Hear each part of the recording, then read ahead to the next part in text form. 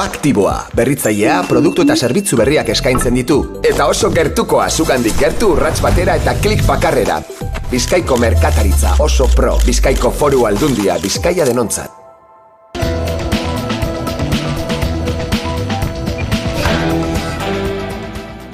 Europar Batasuneko beste herrialdeetan betetako zigorrak Espainiar estatuko sententzietan kontuan hartzea baliatuko duen legearen erreforma abian behar litzateke Madrilgo Senatuan, baina azken momentuan eztabaida atzeratzea erabaki dute. Pasaden irailaren 18an onartu zuten Kongresuko alderdi guztiek araudi berria. Orain baina alderdi popularrak kamera altuan blokeatu nahi du proiektu hau etako hainbat preso kalera lehenago irtetea utziko zuela argudiatuz. Bestalde, PPk luzapena lortuta ere, espetxe urteak murrizteko lege reforma aurrera aterako da.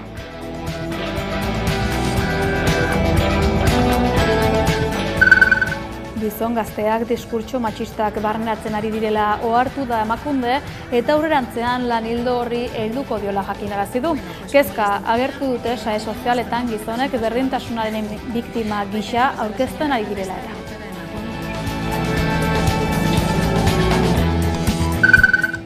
Euskal Herrian euskarazek urteroko manifestazio nazionala gauzatuko du datorren abenduaren 7an Durangon. Halaxe jakinarazi du taldeak gaur goizean Bizkaiko herri honetan egineko agerraldian. Euskarak, euskaldunok urteak daramatzagu ez atzera eta ez aurrera. Euskal Herri euskalduna dugu helmuga.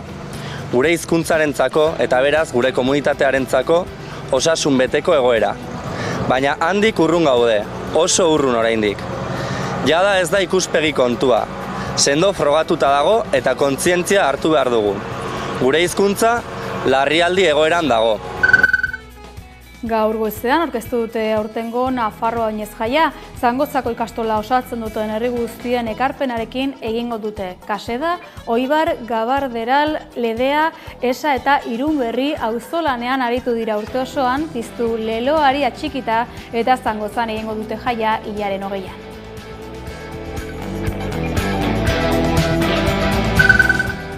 Baionako sartze irteerak aski konplikatuak izan ohi dira, berdin lanera zein eskolara joateko orduetan, zein etxerako bidea hartzeko tenorean ere. Urriak 8 honetan gauzak ez dira aiseago pasatu, feriakariek hitzordua eman baitute Lapurdi hiriburuan karakoil operazioa gauzatzeko. Herrikotxeak heldu den urteko bestentzat erabakitako data aldaketak sortuko liekeen kaltea ohartaraztea du xede, Baionan gaur egun osoan zehar sentitu den protestak.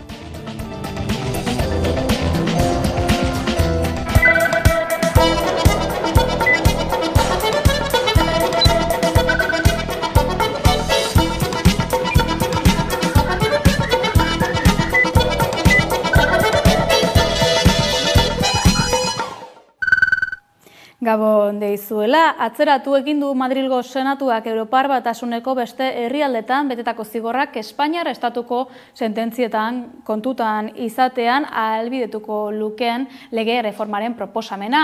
Kongresuak jada onartu zuen araudia pasaden irailaren 18an eta alderdi guztien aldeko bozka jaso zituen. Hala ere, orain alderdi popularrak blokeatu egin nahi du proiektua, ondorioz etako hainbat preso lehenago gelitu ahalko balirateke aske.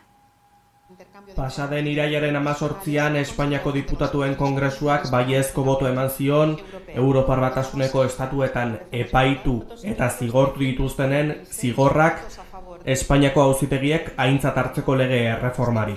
Alderdi popularrak eta eskuin muturrak ere onartu zuten, baina orain atzera egin dute, izan ere PPk gai zerrendatik ateratzeko eskatu dio Senatuko mailari. Erreforma horretan jasotzen da Europako Batasuneko araudira egokitzeko aurrekari penalei buruzko informazioa estatuen artean trukatzea eta Europar Batasunean egon diren zigor ebazpen judizialak aintzat hartzea. Horiek horrela, Frantzian betetako espetxe urteak kontuan hartzeko bidea irekiko lieke euskal presoei. Kongresuan onartu zuten gehiengo osoz, gaur Senatuko tramitea igaro beharko du eta berriz ere kongresura itzuliko da erreforma behin betiko onar dezaten. Prozesu hori eteteko baina saiakera egingo du alderdi popularrak. Hainbat erreakzio utzi ditu PPren erabakiak, Mertxe Aizpurua EH Bilduren bozeramaileak Madrilen ukatu egin du erreforma Espainiako gobernuarekin negoziatu izana, Pues por dejarlo claro también una vez más, nunca, jamás, en absoluto, nunca. Nunca. El tema de los presos no ha entrado. Cada vez que hablamos de presupuestos vamos por contenidos. Si hablamos de ley mordaza, hablamos de ley mordaza. Si hablamos de presupuestos, hablamos de presupuestos y así sucesivamente. Eta Andoni Ortuzar EAJaren Euskadi Buru Batzarreko presidenteak erreformaren alde daudela berretsi du. Guk bai aizkoa eman genion tramitazio osoari, Europako transposizioari, eta bihar bertan gauza bera egingo diogu. Hemen momentu honetan ja ez dago ezoizko egoerarik, eta pertsona guztiak, preso guztiak berdinak dira.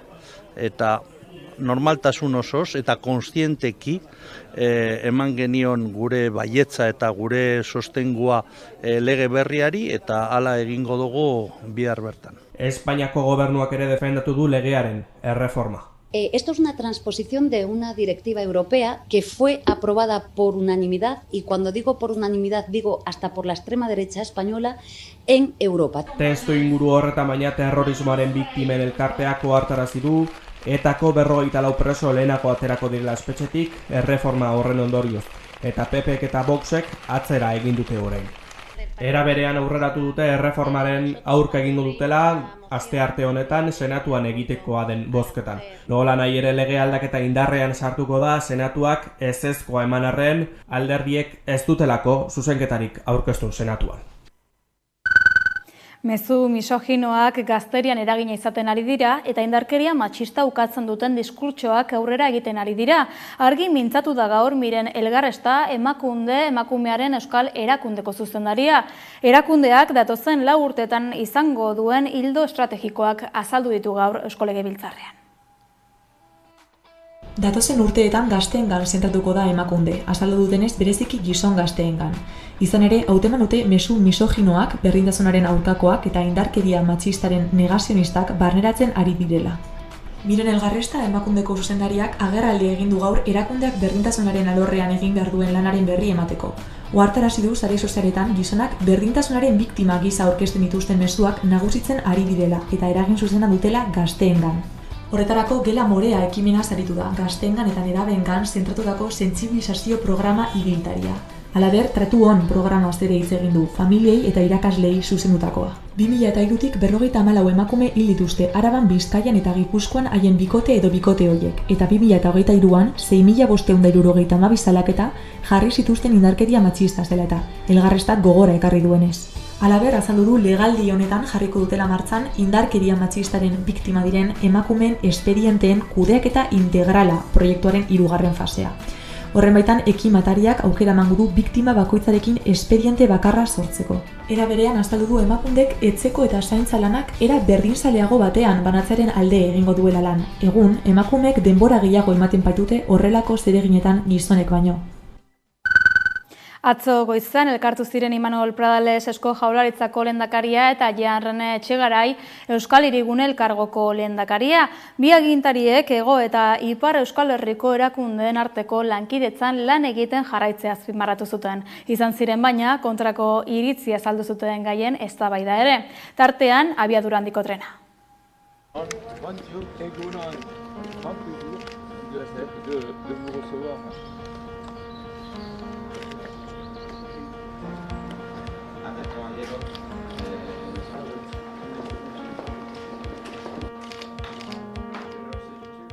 Elkarlana izan dugu izpide eta elkarlan horren adibide den 2019an sinatutako memoranduna berritzeko konpromisoa hartu dugu.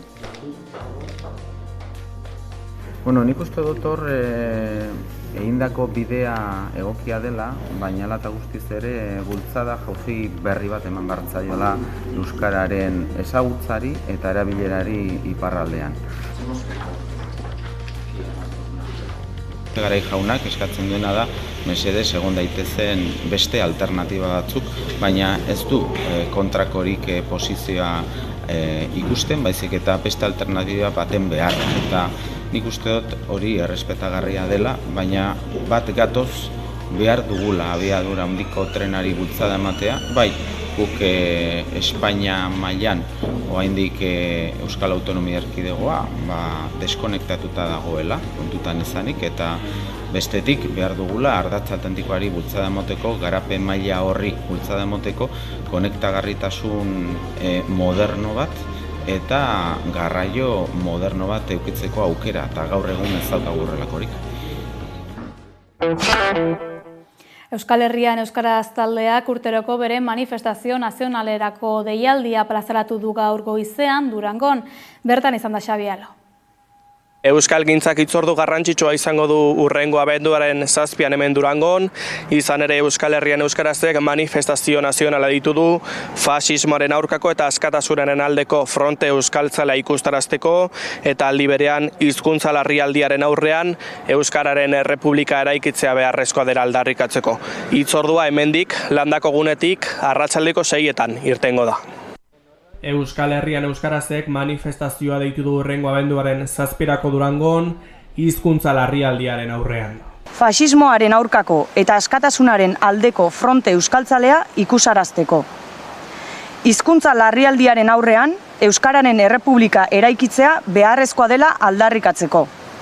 Eta helburu hori beste askorekin batera borrokatuz lortuko dugula baieztatzeko. Horregatik, abenduaren 7an euskaltzaleok Durangora. Euskal Herri erabat euskalduna nahi dutela azpimarratu eta oraindik egoera hori urrun dagoela nabarmendu dute. Baina handik urrun gaude, oso urrun oraindik. Jada ez da ikuspegi kontua. Sendo frogatuta dago eta kontzientzia hartu behar dugu.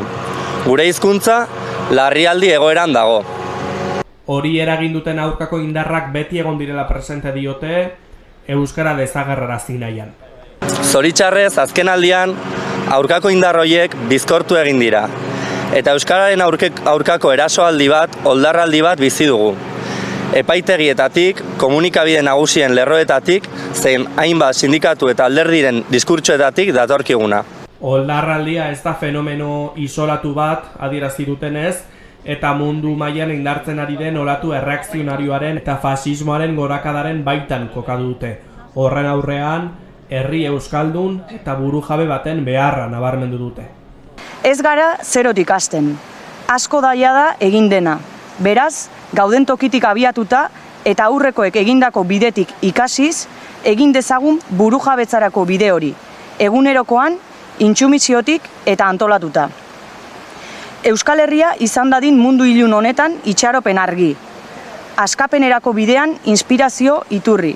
Hitzordua beraz abenduaren 7an Durangon, landako gunetik hasita arratsaldeko 6etan. Gipuzkoako aterpetxeetako garbitzaileek ez dute euskaraz jakin beharko. Lanpostu hauetarako sarbidea baliatzen zuen hizkuntza eskakizuna bertan behera utzi du Donostiako epaitegi batek Comisiones Obrerasek jakinarazi duenaren arabera. Sindikatuak txalotu egin du euskararen aurkako azken erabaki judiziala. Comisiones Obrerasek euskararen aurkako beste epai bat eman du ezagutzera eta pozik agertu da Donostiako epaitegi batek Gipuzkoako Foru Aldundiko aterpetxeetako garbitzaile lanpostuetarako eskatzen den hizkuntza eskakizuna larderiatzat eta diskriminatzailetzat jo izana. Epaia beste kapitulu berri bada euskararen aurkako ofentsiba judizialean. Duela urtebeteko azaroaren 4an Bilbon egindako mobilizazioan milaka laguna salatu zutena. Azken adierazleetako bat Donostian udaltzen izateko euskara eskakizunaren aurkako epaia izan da. Bada oraingoan Gipuzkoako Foru Aldundiko aterpetxeetako garbitzei dagokio.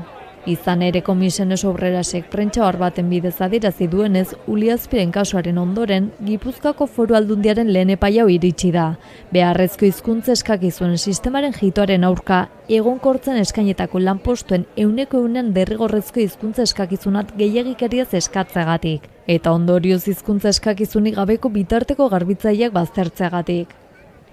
Komunikatuan Comisiones Obrerasek adierazi duenez hainbat langile baztertu egin dira 15 plazetarako nahitaezkoa den hizkuntza eskakizuna egiaztatu ez dutelako. Sindikatuak adierazi duenez hizkuntza eta lan eskubideak guztiz bateragarriak dira proportzionaltasun soziolinguistikoak errespetatuz. Horri dagokionez honako gaineratu du. Gipuzkoako Foru Aldundiak nahitaezko hizkuntza eskakizuna duten plazen 163 bete behar dituela. Eusko Jaurlaritzaren dekretuak hala agintzen baitu zerbitzu euskaraz ematea aukeratzen duten gipuzkarren oinarrizko hizkuntza eskubidei erantzuteko.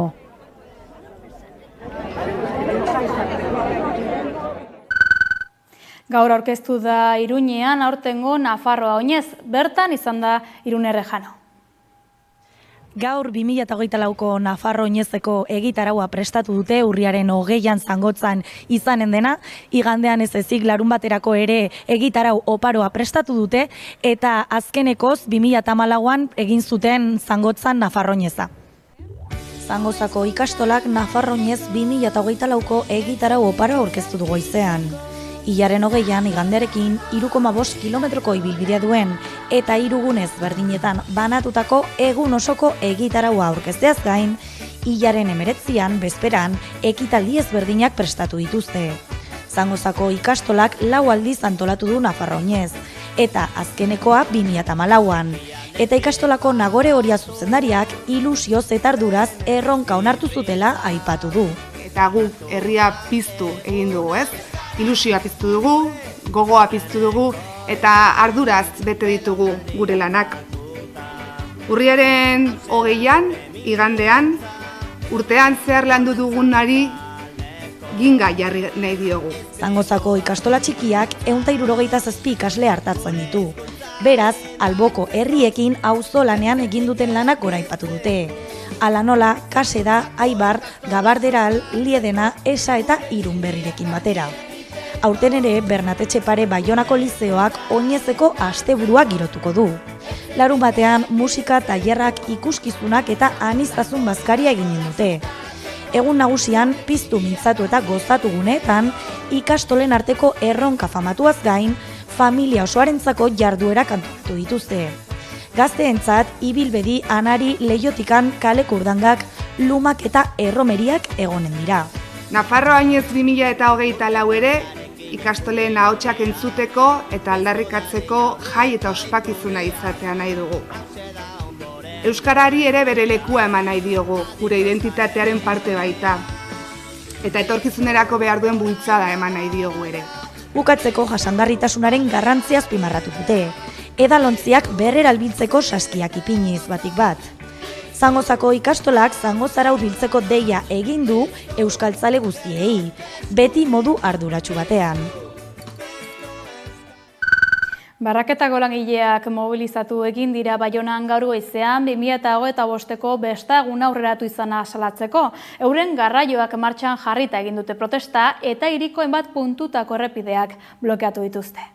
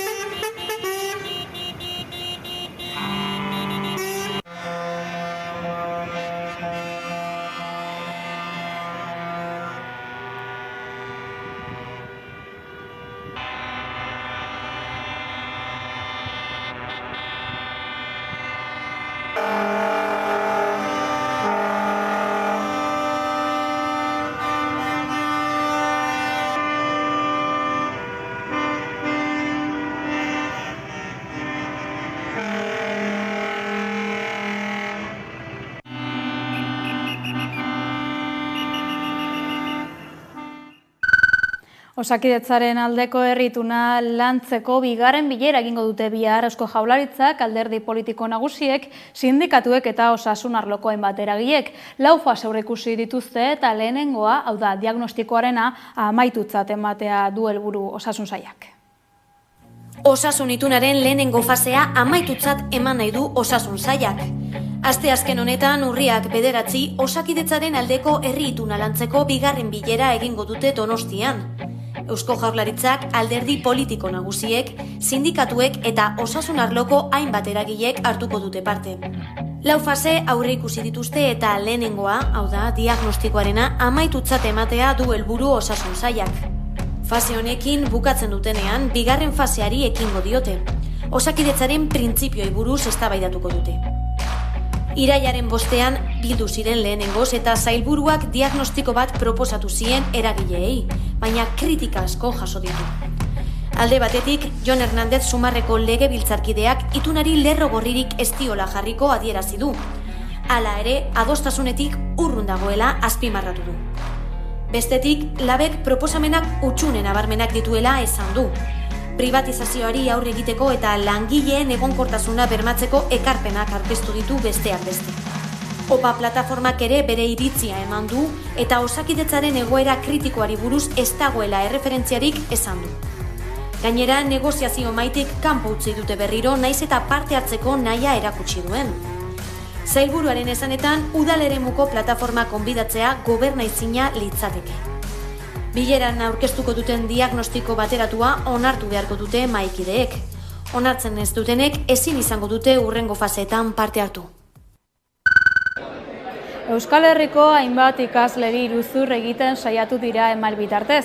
Pixin kasu berri honetan ertzaintzak jakinarazi duenez, ikasleei 850 euro ordaintzeko eskatzen zitzaien 24 ordu igaro baino lehen eta transferentzia hori gauzatzeko kontu korronte bat ematen zitzaien eragiketa egin ezean ondorio legalak pairatuko lituzketela adierazten zitzaielarik. Hego Euskal Herriko bizilagunen komunitateek euren eraikinetan pisu turistikoak ezartzea debekatu ahal izango dute, baldin eta jabeen 3/5 hala erabakitzen badu. Espainiako Auzitegi Gorenaren ebazpen bati esker gauzatu ahalko da prozesu hau. Hego Euskal Herriko bizilagunen komunitateek pisu turistiko gehiago jartza debekatu ahalko dute Espainiako Auzitegi Gorenak hala ebatzi du eta. Ebazpenaren arabera jarduera mugatu edo baldintzatzeko akordioak partaidetzak kuoten 3/5 ordezkatzen dituzten jabe guztien 3/5 aldeko botoa beharko du. Zer esan nahi du horrek? Bizilagunen komunitatean 5 jabetatik 3 ados egon behar direla pisu turistiko gehiago ezartzea debekatzearekin. Gorenak 17.12 artikula jasotzen duen muga edo baldintza esamolda interpretatu eta horri jarraika hartu du erabakia. Orain arte probintzia auzitegi bakoitzak nahi bezala interpretatzen zuen legea. Gehienek zioten komunitateko jabe guztiak egon behar zirela ados pisu turistiko gehiago jartza debekatzarekin. Aurrerantzean baina Gorenaren azken ebazpenarekin 5-tik 3 ados egonda nahikoa izango da. Beraz, komunitatean baten batek pisu turistikoren jarri nahiko balu, baina komunitatean 5 jabetatik 3 aurka baleude ezingo da etxe turistikori jarri. Gorenaren arabera bizilagunen komunitateen esku geldituko da hemendik aurrera erabakimena horrelako alokairu ereduak erregulatzeko gaitasun handiagoa izanik. Beti ere orain arteko etxebizitza turistikoa salbuetsita dagokien araudia betez gero. Donostian esate baterako 2022ko amaieran 1.280 pisu turistiko zeuden. Azken 5 urteetan laurden bat egin du gora pisu turistikoen kopuruak, eta jarduera turistikoa arautu asmoz udalako hotelak eta apartamentu turistikoak eraikitzeko baimen gehiago ez ematea erabaki zuen. Hori hala Eneko Goiak uste du Gorenaren azken ebazpenak ez duela horrenbeste eragingo Gipuzkoako hiriburuan. Seguru aski ez du eraginik izango. Zergaitik, udadak, orain da urte eta erdi, baino gehiago tikona, ez du horredako jarduerak egiteko lizentzia berririk eman. Dakizuten bezala moratoria batetan gaude, eta daudenak daude, baino gehiago ez dira ireki denbora guzti honetan. Eta gainera, segurtasun osoz esan dezaket, orain lantzen ari geran plan orokorraren aldaketa puntual horrek, behin betiko itxi egingo duela bide hori. Gernika Palestina herri ekimenak mobilizaziorako deia zabaldu du datorren urriaren 21erako. Euskal Herriko udalerri guztietan kontzentrazioak gauzatzea dute helburu antolatzaileek.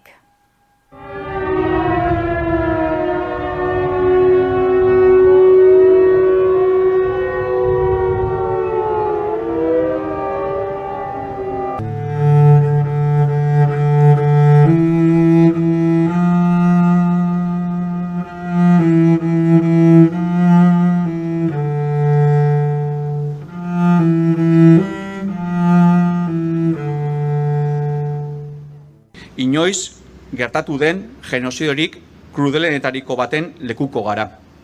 Eta hala ere, nazioarteko komunitateak ez du izugarrikeria honekin bukatzea lortzu. Izugarrikeria diogu, bai. Bi daturen bidez soilik ikusaraz dezakegulako genozidio palestinarraren irismena. Israelgo armadak, Israelgo estatuak alegia, dagoeneko 51.000 palestinar erail ditu. Eta Gazako kaleen eta azpiegituren 70% suntsitu ditu.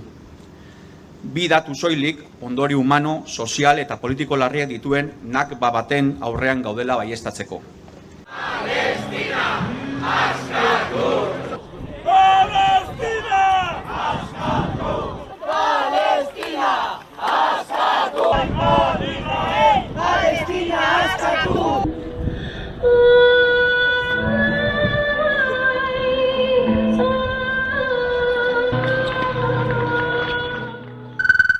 Palestinar erresistentzia babesten duten plataformekin segiz, Palestinarekin elkartasuna ekimenaren kideekin elkartu zuen ekainean 11 telebista. Adi.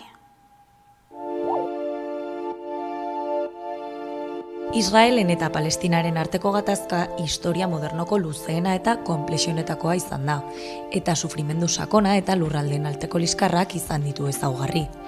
Oso eztabaidagarria den termino horrek nahita talde nazional, etniko, arrazazko edo erlijioso bat suntsitzeko asmoa dakar.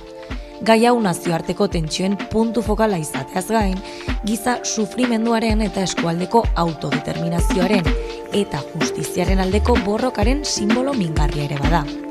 Historian zehar hainbeste garrantzia izan duen eta izaten ari den gerran gehiago sakontzeko, Nafarroako Palestinarekin elkartasuna plataformaren kidearekin hitz egiteko aukera izan dugu gaurkoan, Manes Maianirekin batik bat. Eta sionismoa da, hain zuzen ere, judaismoaren berri interpretazio bat, edo ordura arte erlijio bezala ulertu izan den zerbait ulertzen da nazio bezala, eta beraz, juduen talde batek planteatzen du behar duela beretzako estatu bat. Hemen bi mito ukatu behar dira, batetik ez da juduen nazio askapen mugimendu bat, baizik eta Europan 19. mende amaieran zeuden judu aberatsen mugimendu bat, eta erabat finantziatua ere bai Europako potentzia imperialen partetik, eta potentzia hauek paper handia izan zuten ere, sionistak Palestinara joan zitezen eta poliki migrazio mugimenduen bitartez bertan ezarri eta bertan zegoen biztanleria natiboak, kasu honetan palestinarrak hortik kanporatzen 1948an. Israelen eta Palestinaren arteko gatazka 2023ko urriaren 7an areagotu zen berriro. Hamas talde militante palestinarrak Gazatik ustekabeko eraso bat egin zuenean. Horren ondorioz, zibilak eta soldadu israeldarrak hil eta zenbait baitu atxilotu zituzten. Orduan sortu zen Palestinarekin elkartasuna plataforma. Eta hor guk urrian hasieratik sortzen dugu plataforma, nolabait gatazka hori termino historiko eta politiko egokietan edo zorrotzetan interpretatu eta erantzuna emango zion mobilizazio eta elkartasun uholde bat pizteko helburuz. Hilabete hauetan zehar 2 mobilizazio nazional deitu dituzte, eta plataformak geroz eta indar handiagoa hartu du Euskal Herrian. Plataformak mendebaldeko estatua jomugan jarri eta Israelekin duen konplizitatea salatu du. Adibide gisa, Manesek Kaftren asarekin urtarrilan zer gertatu zen eta historiak nola egin duen aurrera azaldu digu. Egin ditugun kanpainak izan dira batez ere, beti ere mobilizazio lotuta, baina konplizitateak seinalatzekoak plataformaren lerroetako bat izan da, ez dela nahikoa Palestina herriari elkartasuna adieraztea, baizik eta bere egoera betikotzen duten Israelgo estatua eta hemen mendebaldean dauzkagun enpresa, gobernu eta alderdiak ere seinalatzea, eta horra adibidez hartu genuen urtarrilan KAF enpresa eta bere aurkako salaketa kanpaina bat abiatu genuen. Zuzen ere urtarriaren 27an egin genuen manifestazio bat eta bertan egindako kanpainan Castejonen egin genuen nolabait protesta bat, bertan seinalamendu bat egin genuen eta hor margoketa batengatik, KAF enpresaren laguntzaz eta baita auzitegiak kalte delituak egotzi dizkio gure kide bati eta margoketa batengatik 3.000 euroko isuna ezarri nahi digu, eta atzo egon ginituteran bilduta epaiketaren atarian, erazteko gu kalteak leporatzen dizkiguten arren, hemen kalte nagusia edo kafe enpresak berak egiten dituela, eta margoketak garbituko badituzte ere, haien aurpegia ez dutela inerraz garbituko. Eta bihar kafekin jarraituz ere akzionisten edo akziodunen batzarra dago, hor bilduko dira urteko, odolez ikindutako urteko dividenduak eta banatzeko, presupuesto berriak onartzeko eta bar, eta horre ere, atarian izango baituzte, seinalatzeko guzti honetan haiek daukaten erantzunkizuna. Kaftrenas enpresaena adibide bat besterik ez da. Horrela, bada, Manesek sakonki azaldu du, Espainiako estatuak eta Nafarroko gobernuak egiten eta esaten dutenaren arteko kontraesanak. Gertatzen da, paradoxa bat, zeren hitz egiten digute, badirudi orain Espainia dela nazioartean Palestina herria gehien babesten duen herrialdetako bat, eta horren baitan Pedro Sánchez da nolabait ikurbilatakatu dena. Baina ikusten dugu nola esku batekin ari diren hitz politak dituzten, Palestinar estatua aitortu dute, nazioarteko auzitegi batek Sudafrikaren kasua babestu zuen Espainiak, baina era berean jarraitzen du Israelgo estatua armaz hornitzen, babesten, diplomatikoki babesten, eta ikusi genuen nola adibidez Pedro Sánchezek egin zituen adierazpenetan. Lehenengo esaldian Palestinaren aitortza plantatzen zuen, baina bigarrenean nolabait esateagatik aipatzen zuen hau etzela Israelen kontrako neurri bat, eta Israel estatu lagun bat izatean nahi zuela, eta berarekin ahalik eta harreman onenak izatea. Orduan hori ikusten dugu, Palestinaren kiko elkartasuna era propagandistikoan bideratzen den, baina ez benetan eraginkorrak izan daitezkeen neurrien bitartez, guk uste baitugu eraginkorren hemen dela zuzen ere Israel seinalatzea bere konplizekin batera. Antzeko hitzak izan ditzakegu Nafarroko gobernuarekin, okerez banago parlamentuak onartu zuen Espainiari eskatzea Israel etzedin Israelek ez ezan olimpiadetan parte hartu, eta horrelako pausu diplomatiko batzuk eman dituzte, baina benetan, hemen Nafarroan baditugu enpresak, dronak eta hegazkin zatiak ekoizten dituztenak, eta horiekin ez dago inolako borondaterik. Uda gure alboan daukagu, eta horrek Sanferminak gertu ditugula esan nahi du. Badakigu Iruña data horietan jendez beteta egonen dela, eta ez bakarrik hemengo jendearekin. Plataformatik adierazi digutenez, data egokia ikusten dute ekitaldiak edo mobilizazioak egiteko. Ezer aurreratu ezin izan badigute ere, haien sare sozialei adi egon beharko dugu berriak izateko. Osasun mentalaren azterlana kaleratu du UNICEFek. Ikerketaren arabera, 10 nerabetik 4 buruko osasun arazo bat izan dute edo izan dutela uste dute azken urtean.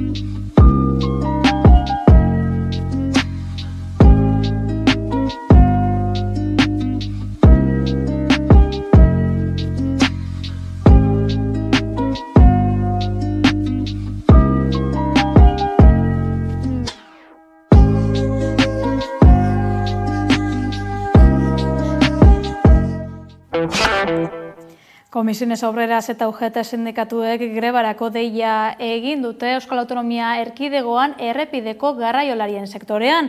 Izan ere, langile hauen 60 urte betetzerakoan erretiratzea aldarrikatzen dute, euren egin beharretarako behar dituzten erreflexu eta gaitasunak direla eta.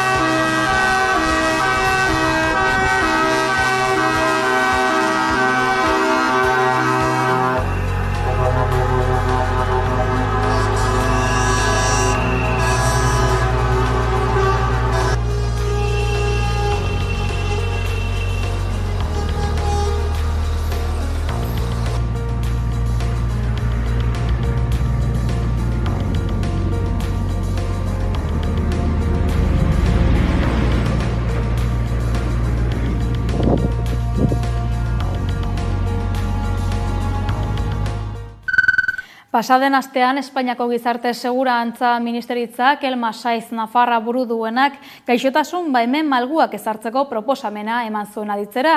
Proiektuak polemika sortu du Euskal eta Espainiar gizarteetan.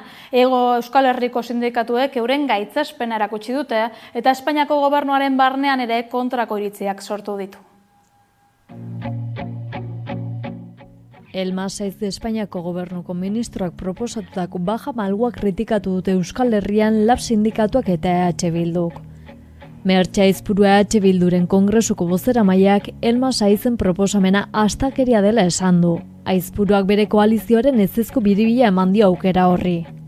Es una barbaridad, supondría un retroceso de derechos y cuando se está de baja, estás enfermo, es el médico quien te da la baja y no puedes trabajar. Saizek dio bere proposamenak ez duela gizarte segurantzari dirua aurreztea bilatzen aldi baterako ezintasuna egindako gastu handiagatik, baizik eta eskubideak zabaltze eta justizia sozialean aurrera egita bilatzen duela. Azaldu duenez baja medikoan dauden langileak lanera pixkanaka borondatez itzuli ahal izatea bilatzen da kasu jakin batzuetan, eta beti ere medikoaren ikuskapenarekin. Eztabaidak luzerako emango du oraintxe bertan jarri baita mahai gainean, kolektibo eta enpresa askori entzun ondoren.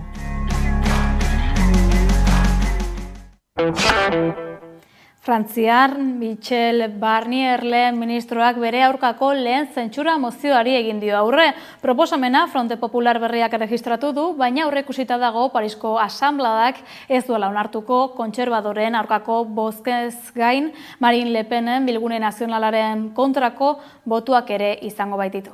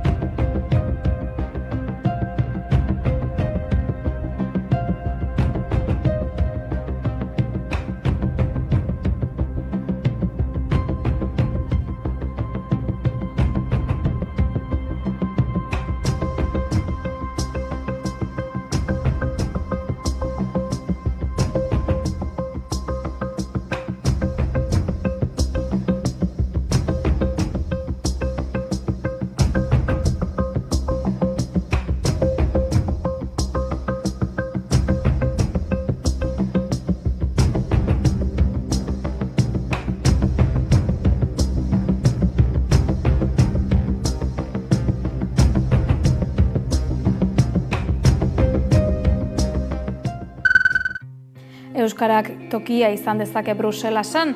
Roberta Metsola Europarlamentuko presidenteak txosten bat eskatu du Euskara, katalana eta gallegoa osoko bilkuretan erabili ahal izateko aukera planteatu ala ez jakiteko.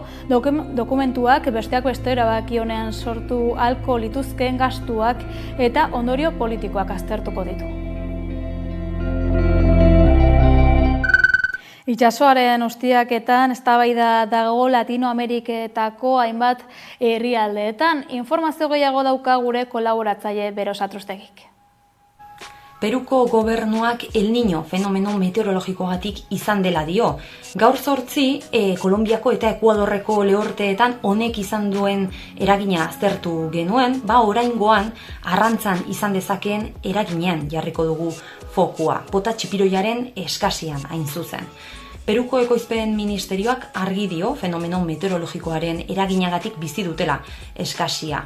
1987ko edo 2015ko kasuak ekarri ditu gogora ministerioak, potak antzeko portaera izan zuenekoa, antza.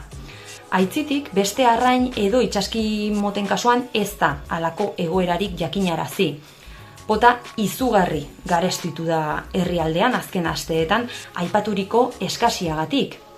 Iparraldeko Piura eskualdean igo da gehien, normalean 3-4 soleko prezioa zuen kiloak, euro bat gutxi gora bera, orain 12 eta 18 solen artean kokatzen da kiloa, 3 eta 5 euro artean alegia.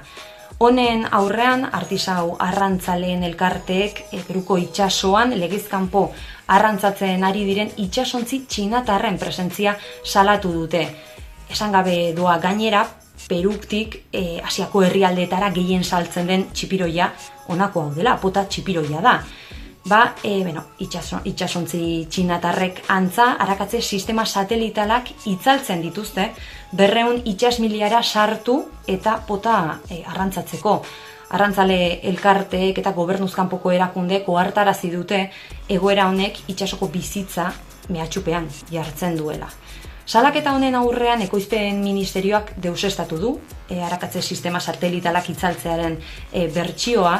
Hala ere, Infobae komunikabideak jasotzen duenez, legez kanpoko arrantza detektatu dezaken sistema hau ez dute oraindik atzerriko itsasontzi askok ezarri. Txankaiko megaportuaren proiektua Latinoamerikako kanpo merkataritzarako azpiegitura garrantzitsuenetariko bat izanen da. Asia eta eskualdearen arteko merkataritza bideak puntu jakin batera bideratzen dituelako, kasu honetan Peruko uretara bideratzen ditu. Txileko gobernua beldur da herrialdean portu honek merkataritzan izan dezakeen eraginagatik. Esan bezala, itsas merkataritza desbidera baitezake eta Txileko ekonomian zuzenean eragin. Txiletik diote gehien bat San Antonio eta Valparaisoko portuetan nabarituko dela, historikoki puntu estrategikoak izan direnak merkataritzari dagokionez. Bi portu hauek gainera zaila dute mugak eratu nahi baldin badituzte, hiri eremuetatik oso hurbil daudelako eta beraz ezin diote nazioarteko merkataritzaren eskakizunei 100% erantzun. Txileko portuek beraz badute erronka bat lehiakorrak izaten jarraitu nahi baldin badute. Ingurumen neurriek eta politikek portu hauen edapena zailtzen dute. Behintzat, edapenak orain arte ulertu diren bezala eta orain arte egin diren bezala egiten baldin badira. Edapena baino helburu ez duten proiektuak jarraitzen badute, izaten jarraitzen badute, alegia. Merkataritzak eskatzen duen erritmora moldatzeko beraz, Txileko gobernuak beste bide batzuk pentsatu beharko ditu. Euskal Herrira itzuliko gara orain kulturarloan herri inautori guztiak bateratuko ditu maskarabak. Maskaraba lehenengo Arabako herri inauteriak eta botargak topaketa antolatu ditu Arabako herri inauteriak elkarte kulturalak. Saldu ondon izango da azaroaren 16an.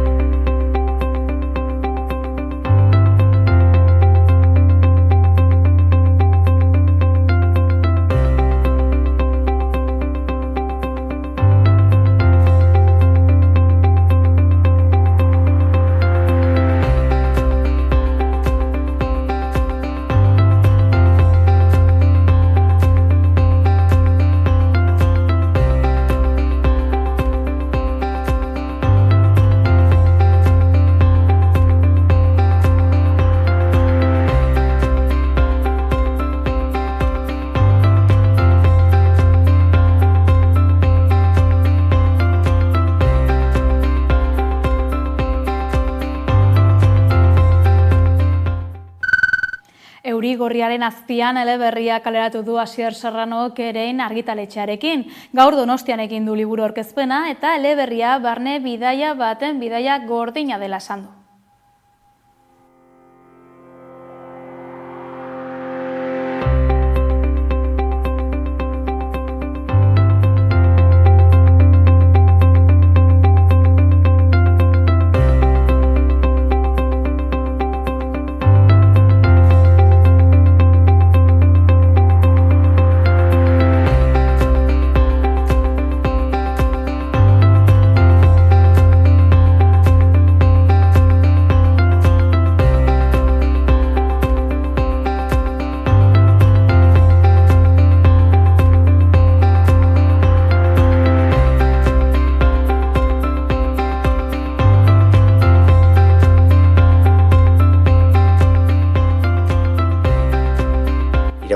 Proposatzen diodan ariketa, hau da, ea asmatzen duen norden narratzaile oro jakile.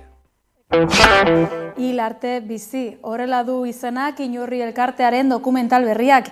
Ikusentzunezkoa egikaritzeko lanetan ari dira eta diru bilketa abiatu dute.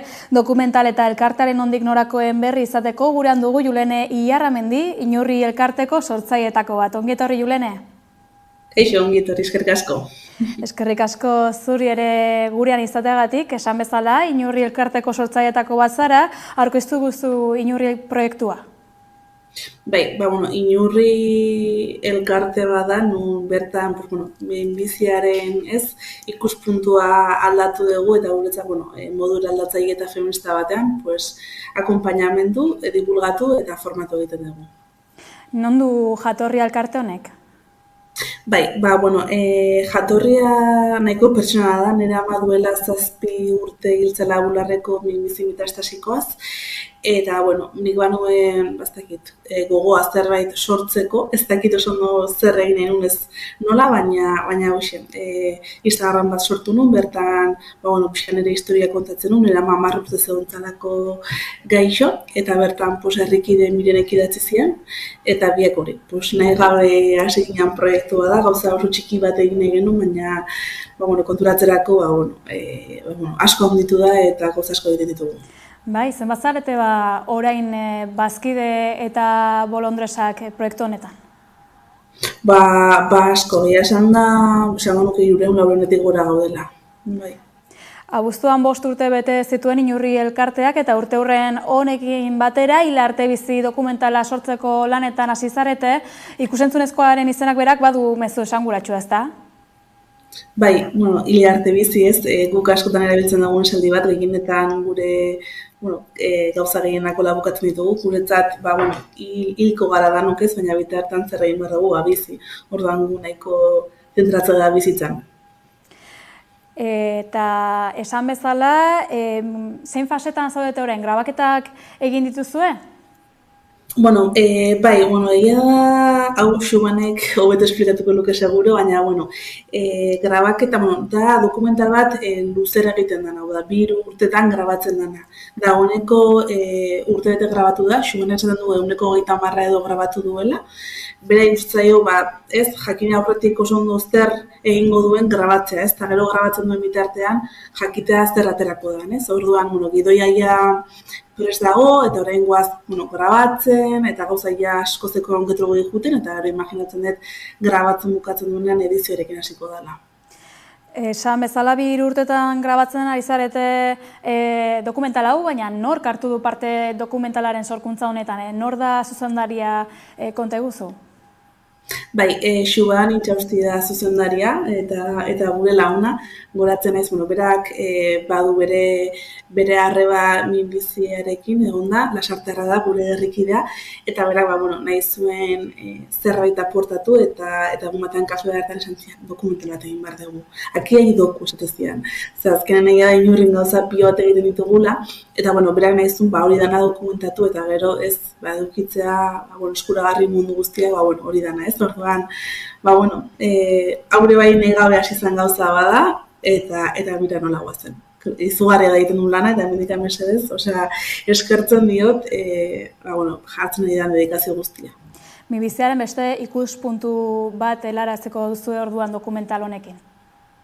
Bai, gainera, orain urria datorrez, eta urriarekin batera arroxa edo pinguaxin hori, eta horren, ez gatoz bat horrekin, guretzat minbizi askotan zen dugu, baina arroxa baino marria handi bada ez, orduan guk horri gueta eman nahi diogu, errealitatea erakutsi, tabuak ez, mila gauza daude, eman behar deula huelta, eta hortan gabiltza eta dokumentalean ere ikusiko da.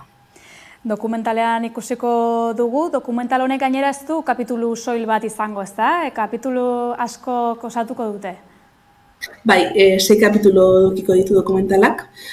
Dokumentalaren kapitulo bakoitzak gai bat jorratuko du.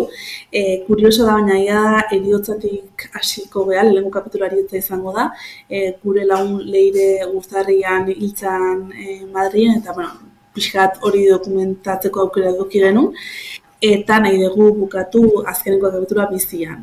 Eta, Inurri kide bat bizia mandu, ama izan da, eta horrekin. Eta, gero tartean, kapitulu bat izango da, pixka gorputzak, nola normatibotik ez, bular bat edukitzera, ez edukitzera, hori dana, gero tribua, feminismoan bai oso sartutan da kapitulotan, pixka, spoiler bezala hori, alete esan.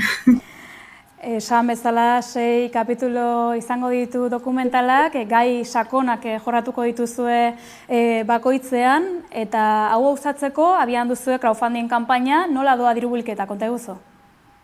Bai, esan da oso ondo doa. 7 egunetan lortu behar genuen, 28.000 euro.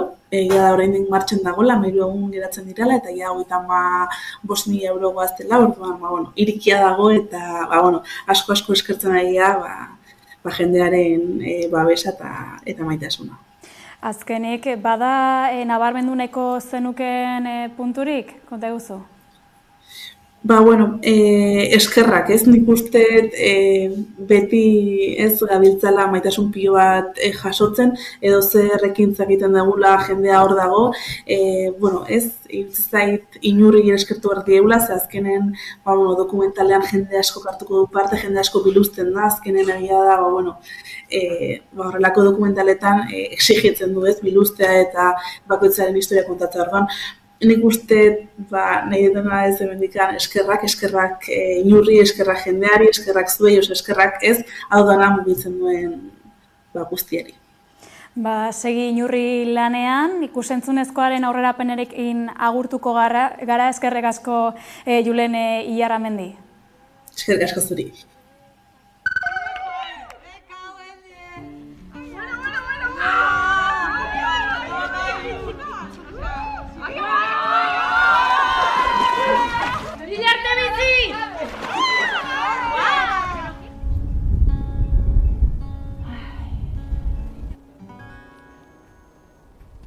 Yo te canto esta canción. Eta, dakizuen bezala, espaziaten kentzen, X denbora neukela mundu hontan, ez? Izan zen gogorra, bastante gaina, bata bestian atzetikan.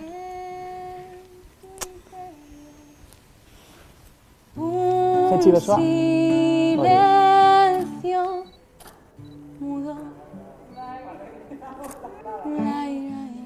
Julen eta Mirengea, Inurriko sortzaileak, Inurrik minbizian akonpainatu, formatu eta divulgatu egiten du, perspektiba feminista batetik eta modu eraldatzaile baten.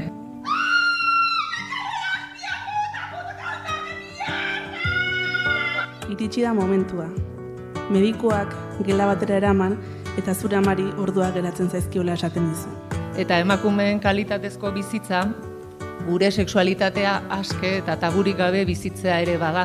Izugarri eskertzen diot amari, hasieratik guri azaltzea zer gertatzen ari zitzaion. Guretzat, akonpainamendua, ospitalera taldean eta masiboki joatea da.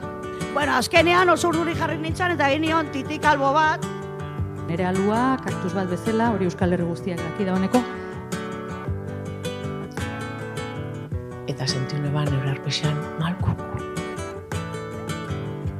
Ez neban pentsaten, ez neban sentiuten, ez neban isetzen, baina malku neukan danearrez neban. Baina gaur, ona igo naiz, esan nahi dizuedalako haurdun nagoela.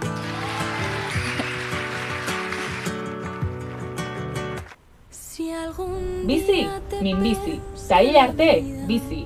Zelulak dituzu, ugaltzen ari zaizkizu, podcast hau zuretzako izan daiteke. Aipamen berezi hau, familia honen parte izatera gonbidatu ninduen emakumearentzat da. Kimio egun mierda baten, ni esertaz ezagutu gabe, nire besaulki marabillosora hurbildu zenari eta papertxo bat eman zidanari honako hitz hauek esanez. Hola, soy Marta. Te he apuntado aquí mi número para que me escribas si lo necesitas. Inurri niretzat errepresentatzen duen objektu modura, zuk egun horretan eman zenian paper hori ekarri dut. Si algún día te pesa la vida, recuerda que puedes volver a ese lugar donde solo se respira. Calma, calma.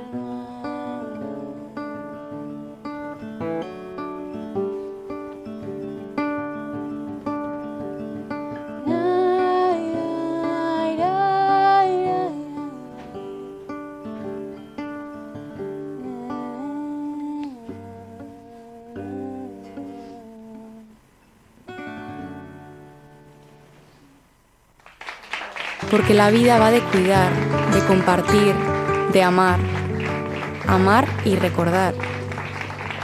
La vida va de amar y desandar. La vida es solo y mucho más que esto.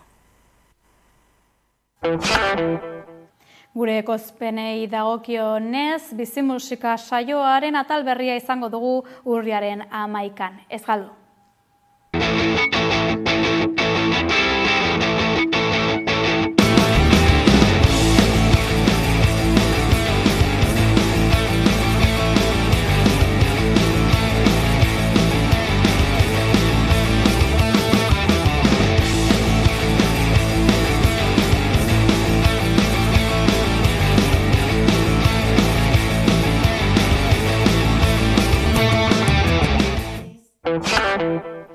Amaierara heldu gara, informazio gehiagorako sartu gure webgunean amaika.eus ataria. Marte Lasarteren ez da besterik abestiarekin agurtuko gara. Ongi izan eta bihar arte.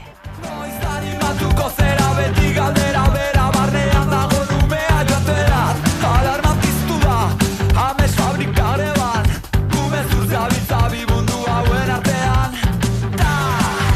Betea zaituzte, mugan bizitzen pasatako une guztiek, tripia pasatea ez da nain besterako izan, meditazioak ere zailu konpensatzen. Ez da argirik enaiz izango garai lama, ez da besterik urrengo atala garra bagaitzala. Plana zena, ez bana ezer igual zaitzar, zendoan arma nuklearraz dena lertzeko lertu errai ez abestuta, hile urdina xibur eta ez zur.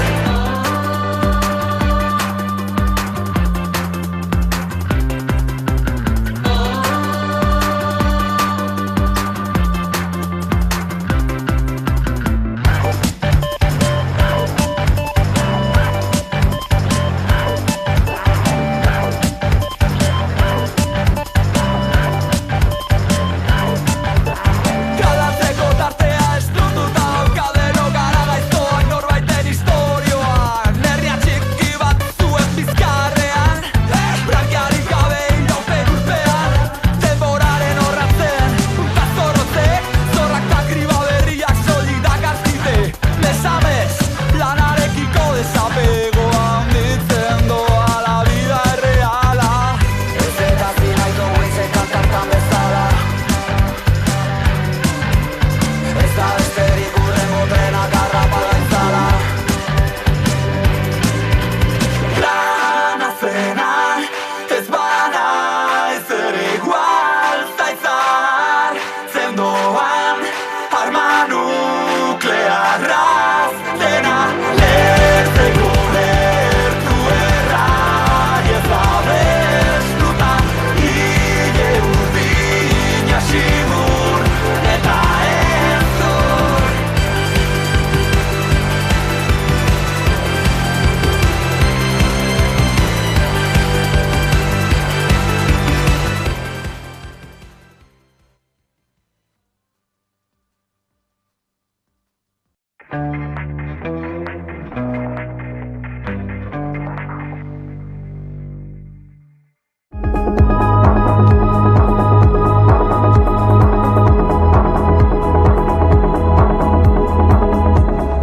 Fisika hasi ezkero, gero eta gehiago ikasi, gero eta gehiago egin, gero eta gehiago maite.